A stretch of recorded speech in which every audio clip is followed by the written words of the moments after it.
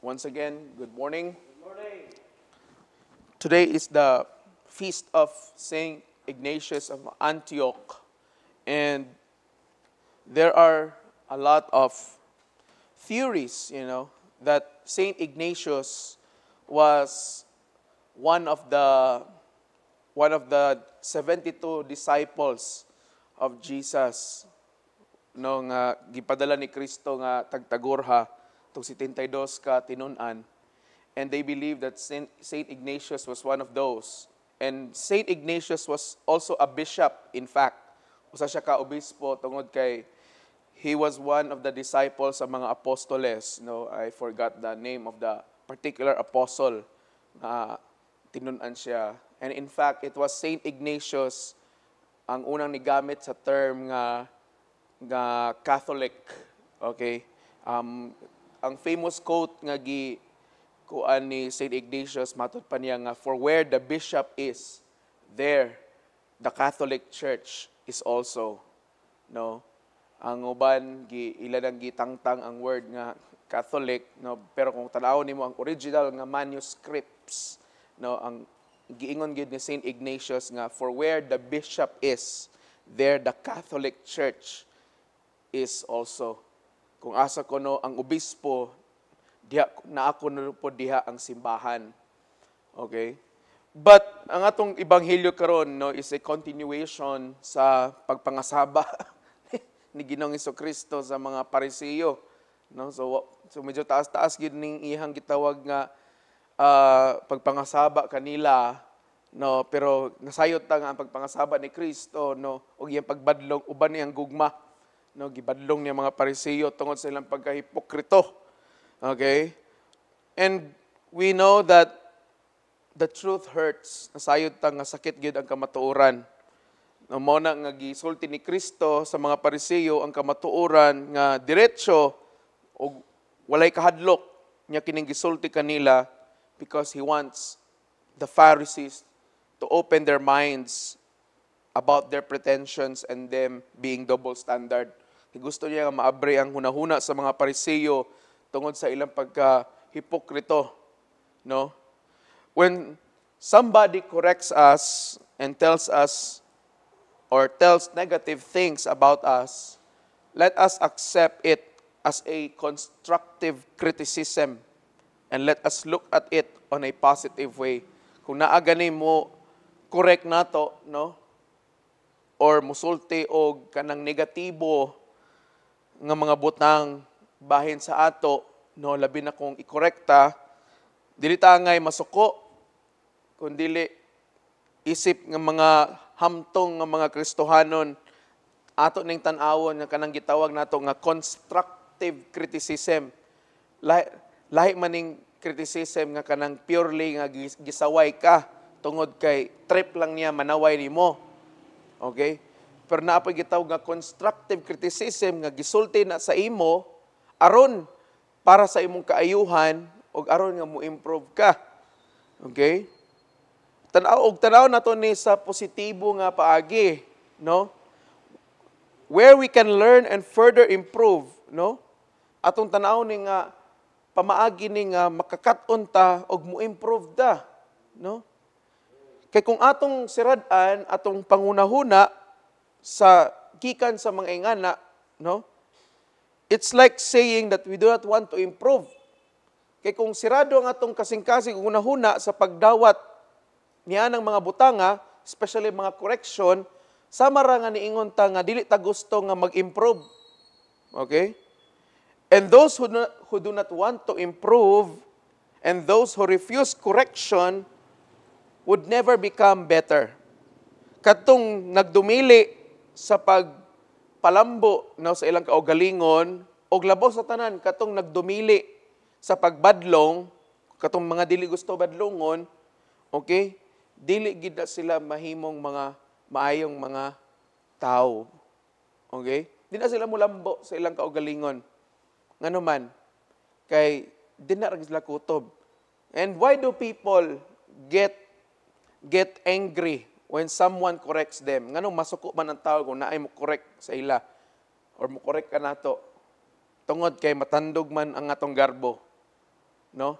Is most especially kung ang ni-correct sa ato gitan-aw nato nga ubo sa ato or mingon ta nga matay na isahan sa gudan ni grado da. No? Matay. Kusog ka mangurek na kumurabag unsay imong nahuman ha? No? Unsay imong naabot? No? Pero mga igsoon, whether we like it or not, naagay mga tao gyud nga mo ingana gyud sa atong kinabuhi. And I believe nga gigamit gina sila sa Ginoo, no? Kay ngano man kay kinahanglan susihon po nato atong kaugalingon basi nagpasulabi na sadta sa atong pagagarboso o garbusa.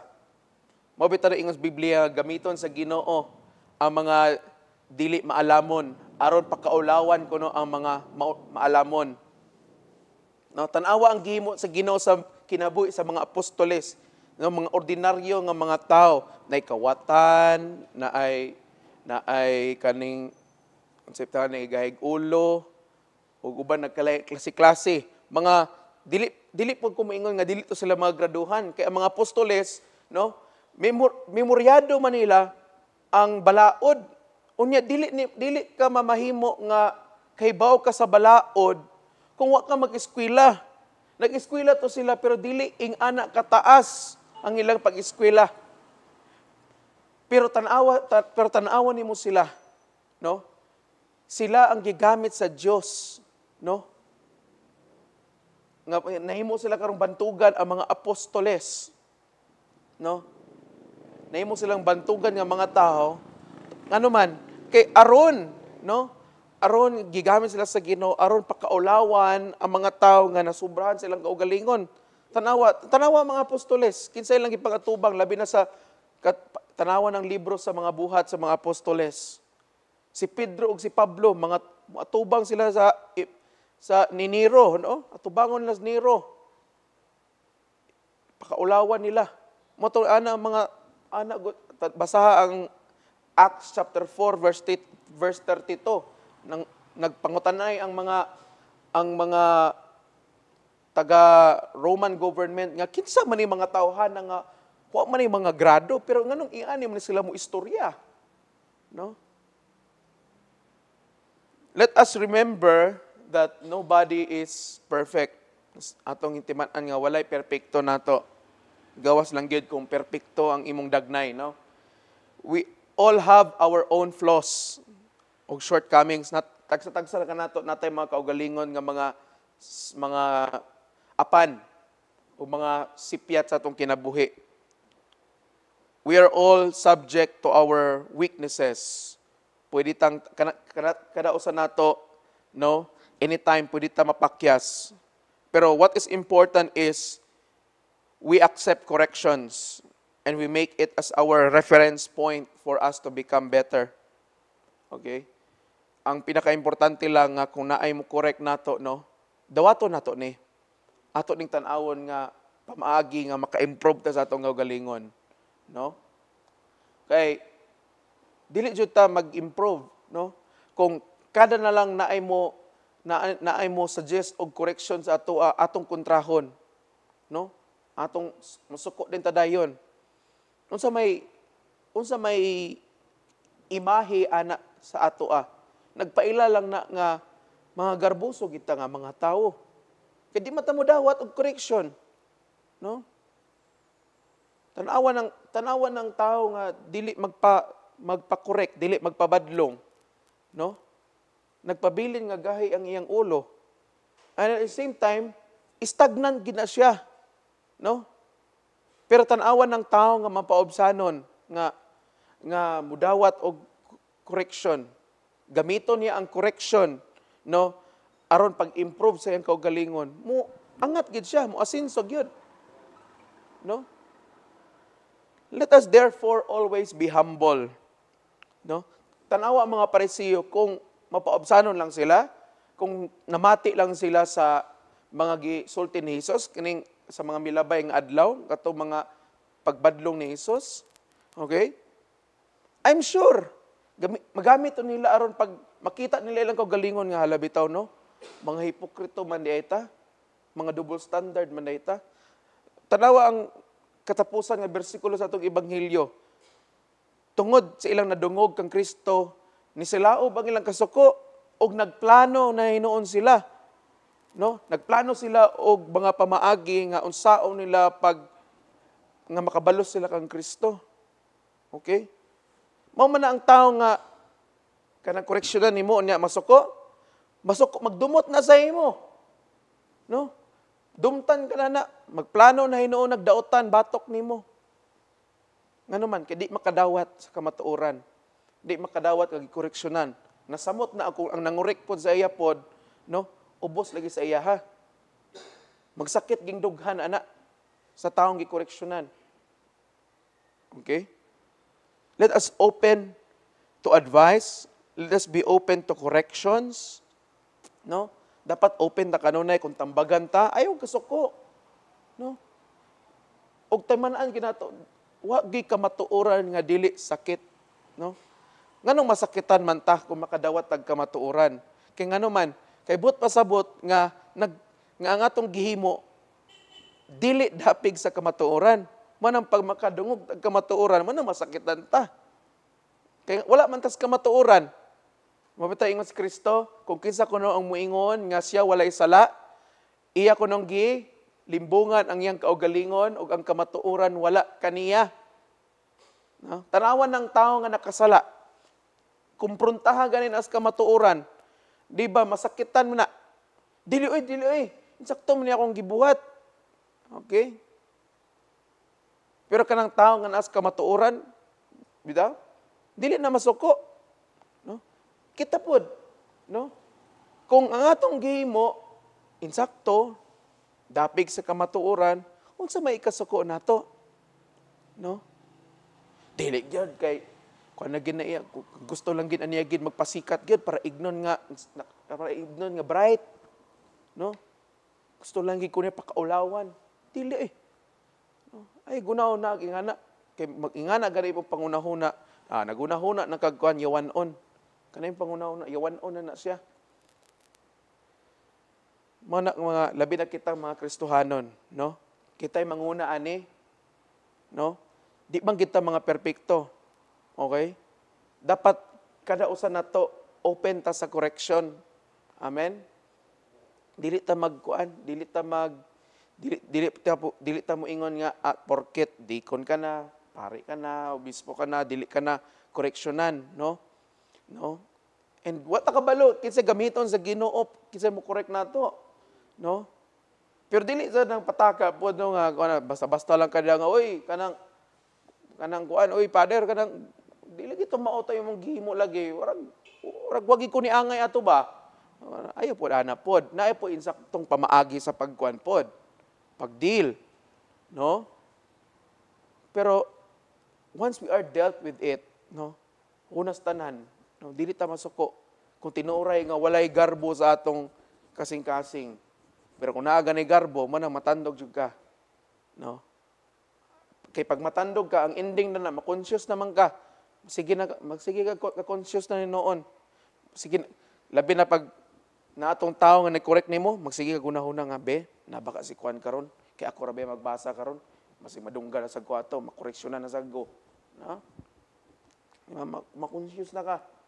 Ay ka conscious. Gamitan na nga stepping stone for improvement. Kay ngano man, unsay gisulti ni Pedro, gikasilagan sa Dios ang mapahitas-on, apan yatagan niya sa grasya ang mapaobsanon. God opposes the proud, but gives grace to the humble. Okay? Gusto ta grasya, pagpaubos. No? Be open to correction. Unsay gisulti sa panultihon, an open rebuke is better than hidden love. Okay? An open rebuke is better than hidden love. Okay? Ang pagbadlong mas maayo pa kaysa tinago nga gugma. No? Usahay, ang tao sa mahadlok mo correct na to, kay nasayod naman sila nga masuko dayon ta. No? Pero unsa may gisulti sa Biblia, mas bay pang badlongon nimo kaysa dili nimo badlongon. No? Tago-tago nimo nang imong kuan, imong pagbadlong. ang ending maalaot ang tao, di nagyap mong katulubagon. Kaya nga naman, wa man nimo sulti nya nasayod na kadaan nga dili na maayo ang iyang gihimo. So kita pod, no, mga Kristohanon, we have a responsibility, not just nga mahimong madawaton ta sa mga corrections, kundi we also have a responsibility to apply constructive criticism, especially sa mga katauhan, labi na sa atong mga membro. Nakita na nato nga nawa na nagkadimaoy lang kinabuhi, kinahanglan na gid silang i-correct. Then atong i-correct, pero ang atong pag-correction kinahanglan inubanan gid permi sa gugma, no? Kay kung dili pod inubanan sa gugma, labi na kung sagulan nato og mga personal nga pagbati, nasayod ka kanang tawhana, talagsara ka nimo makita, talagsara mo tambong sa imong Bible study, unya gusto nimo i-correct, no? So nana kay personal agenda, nasagulan na, mao na ang imong pag-correct sa imo nga mura nagpersonalan.